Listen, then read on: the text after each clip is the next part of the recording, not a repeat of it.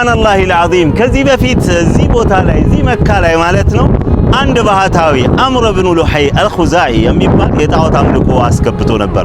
ይገርማል። ያላዋቂ ሳሚ ንፍጥ ይለቀልቃል እንደሚባለው ሻም ላይ ሄዶ ጣዖት አምልኮ አየና ይሄማ የነቢያት መፍለቂያ ነው ብሎ እዚህ አምጥቶ ነበር። ከዛ ረሱሉል አሚን አለይሂ ሰላቱ ወሰላም አንድ ብለው ዳዕዋ ጀምረው ከ8 ዓመት በኋላ ብዙ ዋጋ ከከፈሉ በኋላ እዚህ የነበሩ ጣዖታቶችን ሁሉ አፈረሱ። በእንጨት እየገፉን የጣሏቸው መጨረሻ ላይ ፈትሁ መካ ላይ ጃአል ሐቁ ወዘሀቀል ባጢል ኢነል ባጢለ ካነ ዘሁቃ። ባጢል ሁሌ ይሸሻል ሐቅ ሲመጣ ማለት ነው። ሱብሃንአላህ መካ ጠራች። አሁን ሁሉም ለአላህ ይሰግዳል። ከዓለም ህዝብ ይመጣል።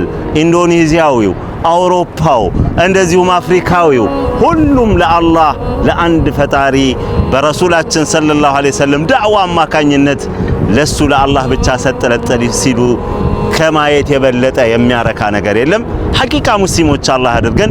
ይሄ ቦታ ያልወፈቀን ሰዎች አላህ ይወፍቀን። ሼር ኮፒ ሊንክ አይረሳ።